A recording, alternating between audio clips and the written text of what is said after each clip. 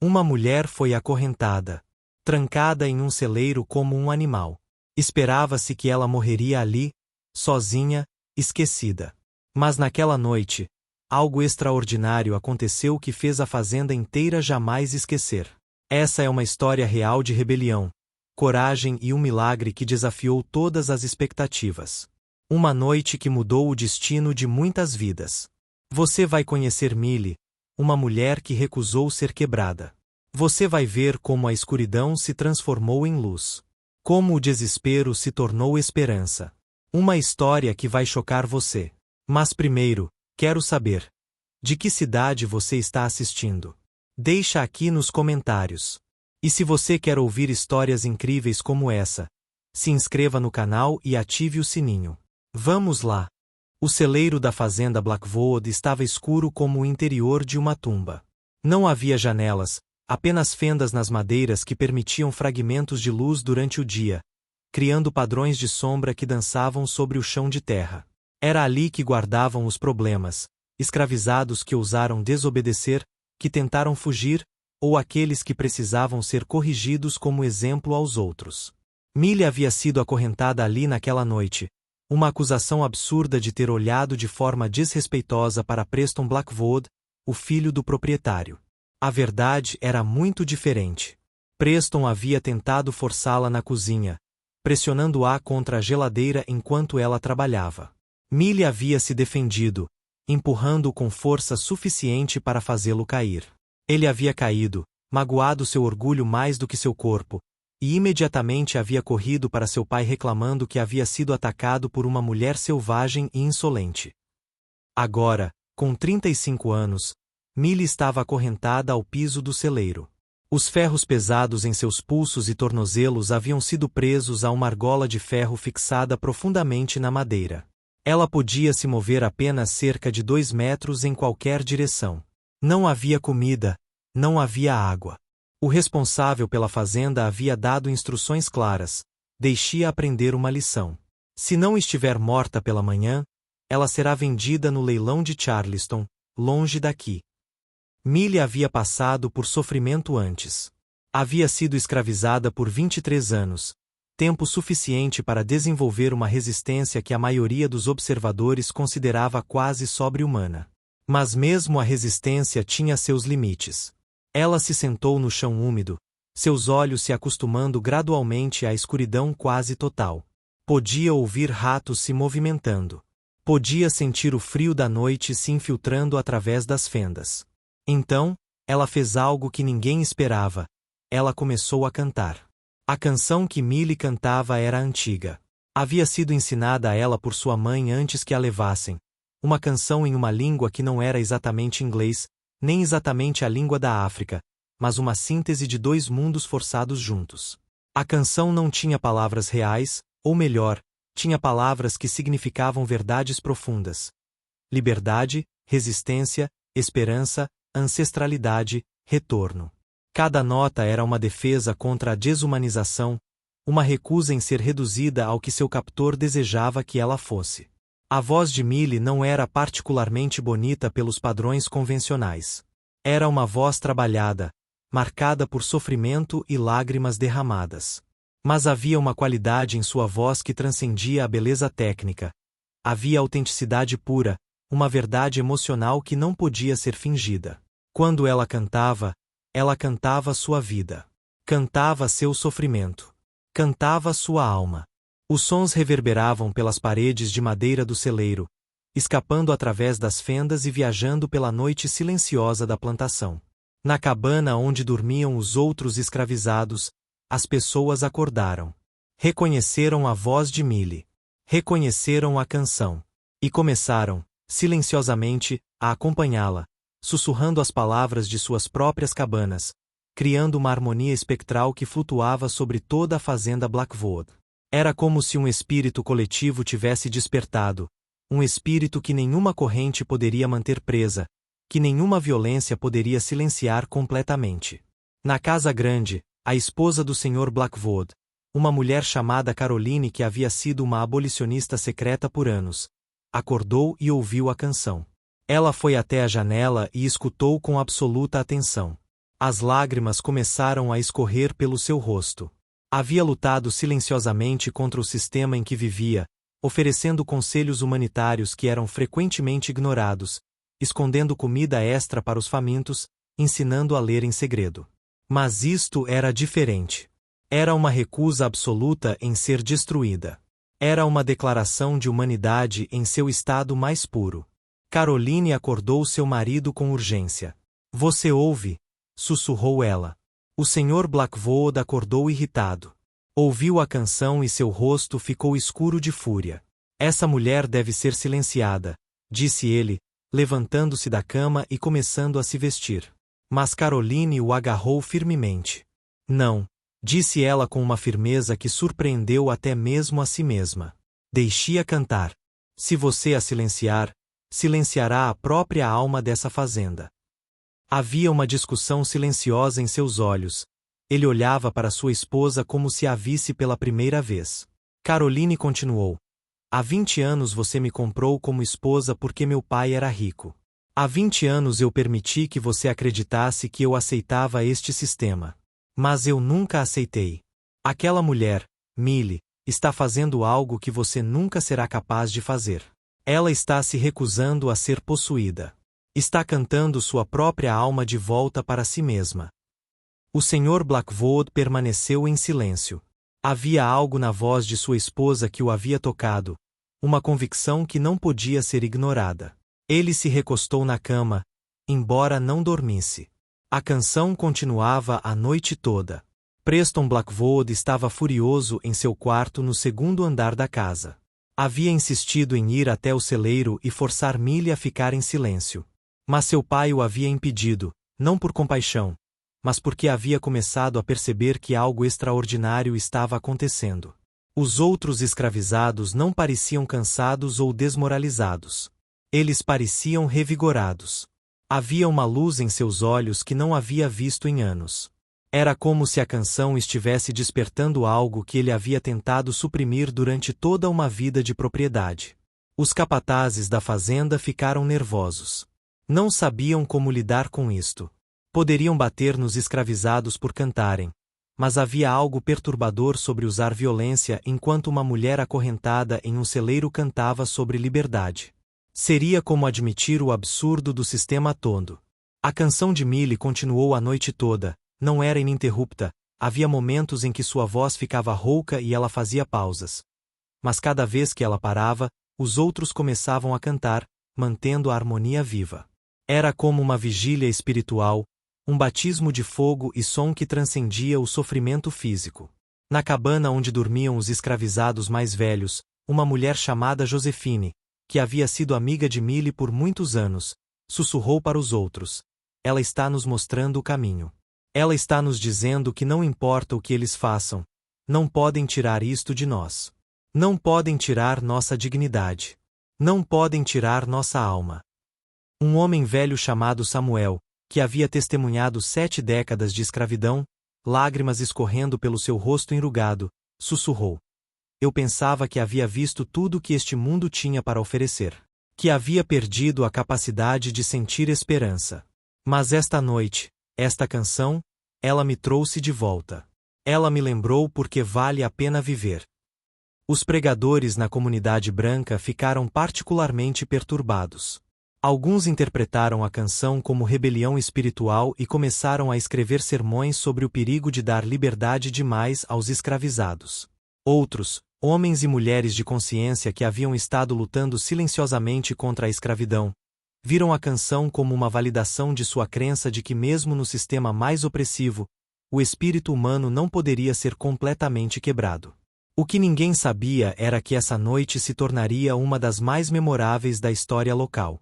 Não por causa de rebelião violenta ou confrontação, mas por causa de uma recusa silenciosa, pacífica mas absoluta, de aceitar a desumanização.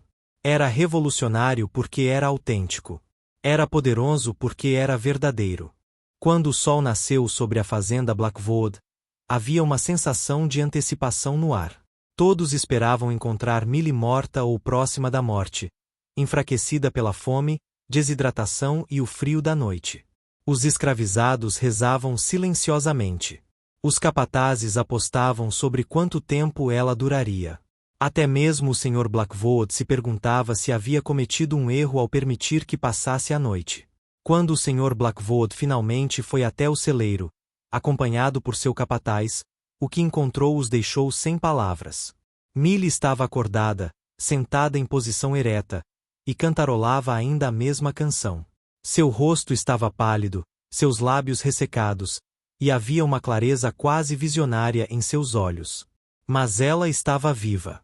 Mais do que viva, havia algo em sua presença que era quase sagrado, como se ela tivesse passado por uma transformação espiritual durante a longa noite.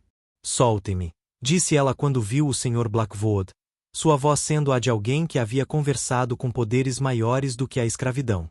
Vocês podem me manter acorrentada, mas não podem me manter presa.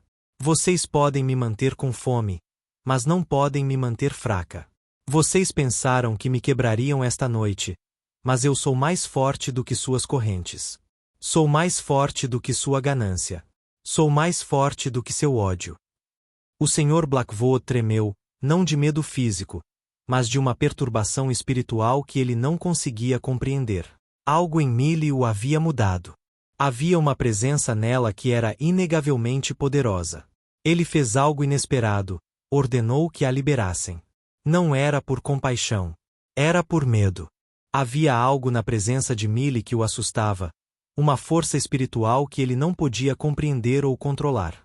Ele havia aprendido, através de anos de administração da fazenda, que forçar pessoas a quebra sua alma frequentemente resultava em rebelião aberta. Era melhor deixá-la trabalhar, deixá-la existir e esperar. Nos meses seguintes, a fazenda Blackwood foi transformada de uma forma sutil mas profunda. Milly foi retirada do trabalho nos campos e colocada no trabalho doméstico, onde havia menos risco de incidentes como o que havia ocorrido com Preston. Mas sua presença na casa grande tinha um efeito calmante, os servos trabalhavam com mais eficiência, havia menos conflitos, havia uma harmonia que antes não existia. A notícia sobre a noite em que Milly havia cantado começou a se espalhar pela região. Através de boatos, através de conversas sussurradas, através de redes que conectavam fazendas, cidades e comunidades. Para os escravizados, tornou-se uma lenda, uma história de resistência espiritual que provou que você não podia ser verdadeiramente escravizado se recusasse ser escravizado em seu coração. Milly passou a ser vista de forma diferente na fazenda. Os capatazes não ousavam levantá-la a mão da mesma forma. Havia uma reverência quase religiosa ao seu redor agora. Os outros escravizados a procuravam quando estavam desesperados, buscando sua sabedoria, sua força espiritual. Ela havia se tornado uma espécie de guardiã espiritual, uma mulher sábia que entendia que a verdadeira liberdade começava dentro, onde nenhuma corrente podia alcançar. Caroline, a esposa do Sr. Blackwood, tornou-se amiga de Milly de forma crescente. Não era a amizade convencional que poderia existir em um mundo de igualdade, era complicada, marcada por dinâmicas de poder e limitações sociais. Mas havia genuíno afeto e respeito.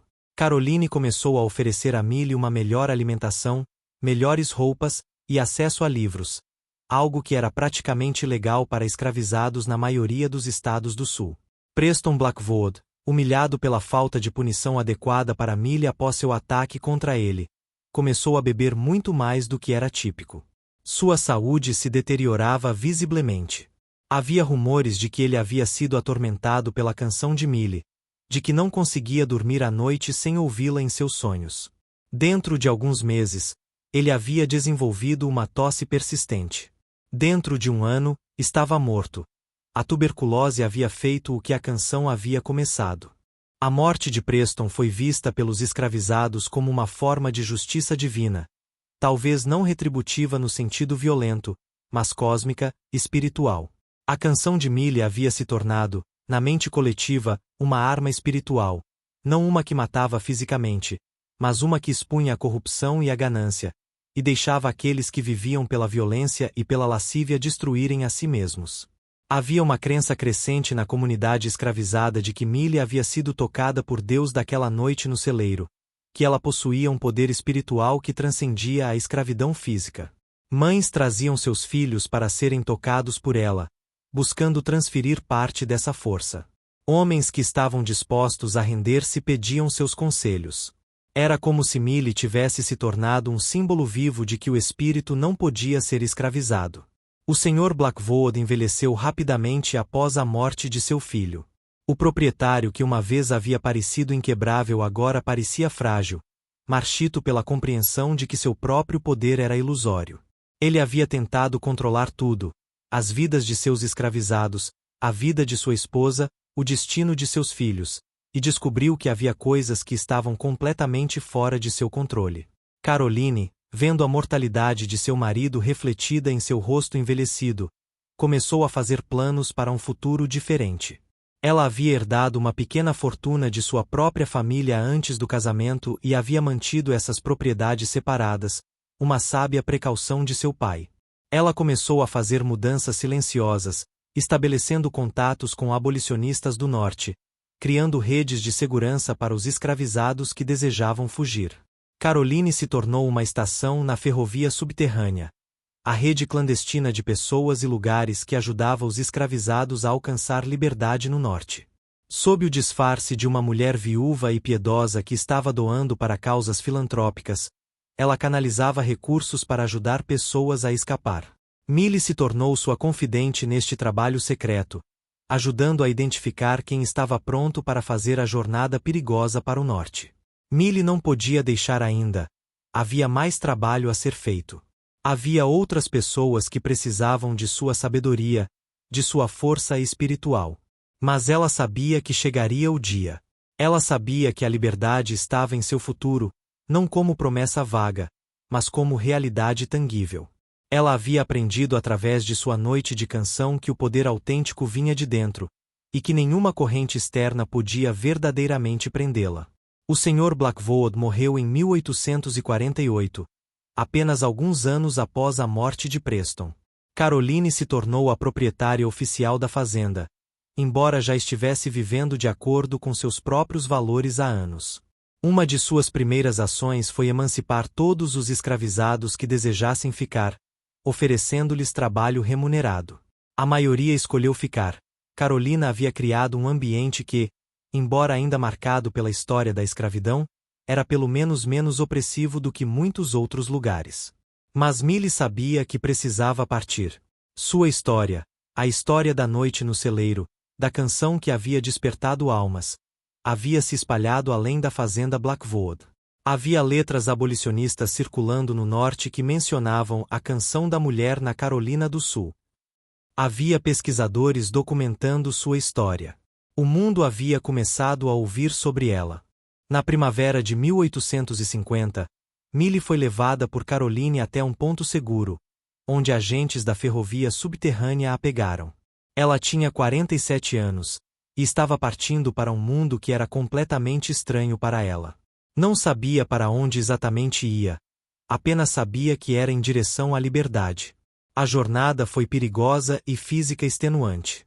Havia noites dormindo em celeiros muito diferentes daquele onde havia cantado anos antes, mas que ainda assim traziam memórias dolorosas.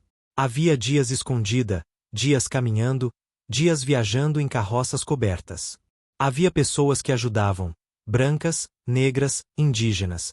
Pessoas que acreditavam que a escravidão era uma abominação e estavam dispostas a arriscar muito para ajudar outros a alcançar a liberdade. Millie finalmente chegou a Boston em setembro de 1850, uma mulher magra com cicatrizes físicas e emocionais visíveis, mas com os olhos queimando com uma determinação de viver uma vida que era verdadeiramente dela. Seus primeiros meses foram difíceis e desorientadores. Ela trabalhou em fábricas e casas, ganhando salários que eram humilhantes em comparação com o trabalho que realizava, mas ainda assim, era salário. Era seu dinheiro. Podia guardá-lo, gastá-lo, fazer escolhas. Era liberdade em sua forma mais básica e mais preciosa. Um abolicionista proeminente chamado Reverendo Charles Finney a encontrou e reconheceu imediatamente quem ela era. A mulher cuja história havia sido publicada em jornais abolicionistas. Ele a ofereceu uma oportunidade, se ela fosse disposta a falar publicamente sobre sua experiência, Ele a ajudaria a ganhar sua liberdade legal completa e a colocaria em plataformas onde sua voz pudesse inspirar outros. Millie aceitou a oferta, não porque desejava ser uma figura pública. Ela era uma pessoa privada por natureza, mas porque sentia que tinha uma obrigação. Se sua história pudesse ajudar a libertar até mesmo uma outra pessoa, então tudo o que havia sofrido teria significado adicional. Seus primeiros discursos foram realizados em igrejas negras de Boston, espaços seguros onde ela poderia contar sua verdade. Seus discursos não eram eloquentes na forma convencional. Millie não era uma oradora polida. Ela era uma contadora de histórias que deixava a verdade bruta de sua experiência falar por si. Ela falava sobre a noite no celeiro como o ponto central de sua transformação, sobre como aprendeu que podia ser escravizada em corpo mas não em espírito, como havia encontrado força em seu próprio povo e em um sistema de crenças que transcendia as leis que tentavam oprimi-la. Uma noite, após um discurso particularmente poderoso, um homem idoso se aproximou dela com lágrimas correndo pelo seu rosto. Minha filha foi escravizada na Geórgia, disse ele. Eu a procurei por 20 anos. Recebi esta semana uma carta dizendo que ela escapou, graças em parte à coragem que uma história como a sua lhe deu. Sua história, a canção que você cantou naquela noite, chegou até ela. Ela disse que quando ouviu sobre você, soube que a fuga era possível. Millie caiu de joelhos e chorou. As lágrimas não eram de pesar, mas de validação. Sua vida havia importado. Seu sofrimento havia tido propósito. Seus discursos foram documentados e publicados em jornais abolicionistas sob o título A Voz do Celeiro, a história de Millie's Night of Song. Cópias foram compartilhadas em comunidades negras por todo o país. Millie tornou-se um símbolo vivo de resistência e redenção. Mulheres de todos os matizes escreviam cartas contando como sua história as havia inspirado a resistir à opressão em suas próprias vidas. Um jovem abolicionista chamado William Lloyd Garrison ouviu a história e incluiu-a em um de seus editais inflamados no The Liberator. Ele escreveu: existe uma mulher em South Carolina cuja voz em uma noite de escuridão provou mais poderosa do que todas as correntes e grilhões que a opressão poderia criar. Ela é um exemplo vivo de que a alma não pode ser propriedade. A alma permanece livre, não importa o que os opressores façam. Essa publicação levou a atenção nacional para Millie. Visitantes começaram a chegar, não apenas de Boston, mas de New York, Filadélfia, até Washington, D.C. Alguns eram pesquisadores abolicionistas. Outros eram simplesmente pessoas curiosas que queriam conhecer a mulher que havia cantado sua liberdade. Millie recebeu ofertas de livros editores para escrever uma autobiografia completa. Recebeu convites para falar em eventos em cidades em todo o norte. Sua história havia se tornado uma arma poderosa contra a escravidão, não porque era violenta, mas porque era verdadeira, porque era humana, porque falava a alma de forma que nenhum argumento lógico poderia fazer. Ser famosa trouxe consigo seus próprios problemas complexos. Millie era introvertida por natureza. Havia encontrado consolo no trabalho silencioso, na meditação privada, na canção sussurrada nas cabanas à noite.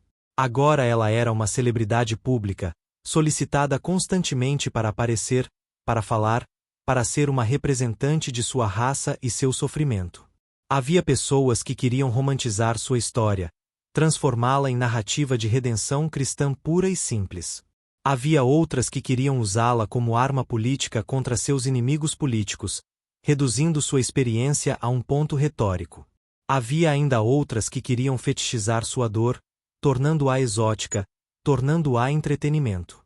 Millie teve que aprender a manter limites, a preservar uma parte de si mesma que não era pública. Ela se tornou amiga de várias mulheres abolicionistas, mulheres brancas que estavam dispostas a ouvi-la, a aprender com ela, em vez de simplesmente falar por ela. Uma mulher chamada Lydia Maria Child se tornou particularmente próxima, ajudando Millie a navegar o mundo da fama pública enquanto preservava sua dignidade e autenticidade. Millie também se conectou com outras mulheres escravizadas que haviam escapado e se tornaram ativistas. Mulheres como Sojourner Truth e Harriet Tubman. Mulheres que entendiam tanto a alegria da liberdade quanto o peso da responsabilidade de ser um símbolo para tantas outras. Essas amizades se tornaram sua âncora, ajudando-a a permanecer centrada quando o mundo às vezes parecia consumir sua identidade pessoal. Em 1865, 2 anos após o final da Guerra Civil e a emancipação de todos os escravizados americanos, Millie fez algo surpreendente. Ela retornou à fazenda Blackwood. Não para a vingança. Não para a confrontação. Mas para fechar um ciclo que havia começado naquela noite de canção e escuridão. Caroline havia escrito para Millie anos antes, dizendo que ela sempre seria bem-vinda na fazenda, que a vida havia mudado lá. Millie havia guardado essa carta, lendo-a repetidamente, considerando se deveria retornar. Finalmente, em 1865, ela decidiu que era a hora. Quando Millie chegou à fazenda Blackwood, agora muito envelhecida em apenas 15 anos, o lugar havia mudado significativamente. Caroline tinha transformado a propriedade em um lugar que se assemelhava muito mais a uma comunidade cooperativa do que a uma plantação tradicional. Os antigos escravizados que ainda moravam lá tinham casas próprias, ganhavam salários, podiam vender seus produtos. A casa grande ainda estava lá, mas parecia menos como um símbolo de poder e mais como um fantasma de um passado que todos estavam tentando deixar para trás. Quando Millie apareceu à porta da casa grande, Caroline a reconheceu instantaneamente apesar dos anos. As duas mulheres se abraçaram, e ambas choraram. Caroline pelos anos de isolamento que havia suportado por sua humanidade, Millie pela jornada extraordinária que havia vivido desde que partiu. Você se tornou livre, disse Caroline, segurando as mãos de Millie. Você se tornou mais do que livre. Você se tornou uma inspiração. Você se tornou uma voz para milhões que não tinham voz. Eu simplesmente caneei, respondeu Millie. Naquela noite, tudo que pude fazer foi cantar. Mas através daquela canção simples, tantas outras vozes encontraram coragem para também cantar. Millie passou 2 semanas na fazenda Blackwood, tempo que nunca seria suficiente para processar uma vida inteira de memórias. Visitou o celeiro onde havia sido acorrentada. Parou à porta e respirou fundo antes de entrar. O espaço havia sido transformado.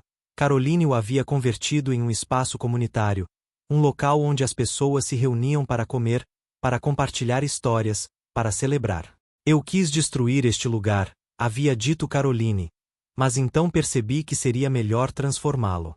Deixá-lo em ruínas teria permitido que o mal vencesse. Mas transformando-o em um lugar de comunidade e alegria, isso derrota verdadeiramente o mal que uma vez viveu aqui. Millie cantou naquele celeiro novamente. A mesma canção ancestral que havia cantado naquela noite horrível, mas agora com uma qualidade diferente. Não era uma canção de desespero, mas uma canção de triunfo, de resgate, de redenção. Os descendentes dos antigos escravizados, crianças que nunca haviam conhecido a escravidão pessoalmente, ouviram a canção e compreenderam que estavam ouvindo história viva, que estavam ouvindo a voz de seus ancestrais viajando através de tempo e dor. Caroline levou Millie para um cemitério particular nos terrenos da propriedade. Havia uma lápide simples que dizia, Preston Blackwood, de 1828 a 1849. My his so find peace. Possibilite sua alma encontre paz. Ele morreu jovem, disse Caroline. Consumido pela ganância e pela lascívia. Você sabe, eu sempre soube que ele era seu agressor. Millie, eu soube desde o início. Mas você fez o que eu não podia fazer. Você recusou ser definida por sua violência. A fazenda Blackwood foi eventualmente transformada em um museu histórico e em um monumento à resistência humana. Os visitantes podiam passar pelo celeiro e ouvir uma reprodução da canção de Millie, uma gravação que havia sido preservada de seus últimos anos de vida. Pessoas de todo o mundo vinham para aprender sobre a mulher que havia recusado ser quebrada, que havia transformado uma noite de escuridão em um farol de esperança. Caroline viveu até 1893, apenas 4 anos após a morte de Millie. Antes de morrer, ela escreveu um livro intitulado A Mulher que Cantou Sua Alma de Volta, A Vida de Millie. O livro se tornou um clássico da literatura abolicionista, frequentemente ensinado em escolas como um exemplo do poder do espírito humano em face de opressão sistemática. Os descendentes de Millie, ela havia tido um filho em Boston que havia se tornado professor. espalharam sua história através de gerações. Seus bisnetos se tornaram historiadores, preservando cuidadosamente cada documento, cada carta, cada referência à vida de sua ancestral. A canção que havia cantado naquela noite foi preservada, gravada em cilindros de cera, depois em vinil, depois em formato digital. Era como se a própria alma de Millie tivesse sido capturada e armazenada, disponível para qualquer pessoa que quisesse ouvir. Em cada canto da fazenda Blackwood, se você ouvisse com o coração certo, podia ainda ouvir o eco daquela canção ancestral. A canção de uma mulher que havia recusado ser quebrada, que havia encontrado liberdade não apenas em fuga física mas em libertação espiritual. A canção de Millie se tornou imortal, um testamento eterno de que o espírito humano é mais forte do que qualquer corrente, mais poderoso do que qualquer opressão, e que a verdadeira liberdade começa dentro, onde nenhuma escravidão externa pode alcançar.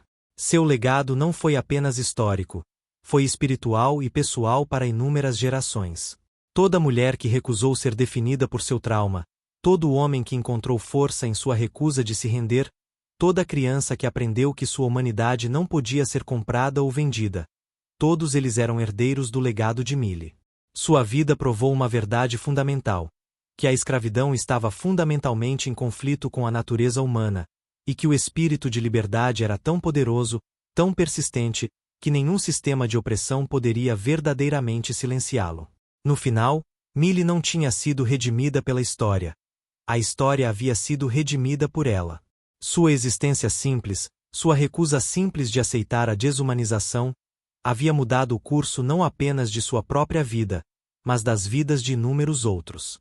Aquela noite no celeiro não havia sido apenas uma noite de canto. Havia sido uma noite em que uma mulher havia tocado o rosto de Deus e havia sido tocada em troca.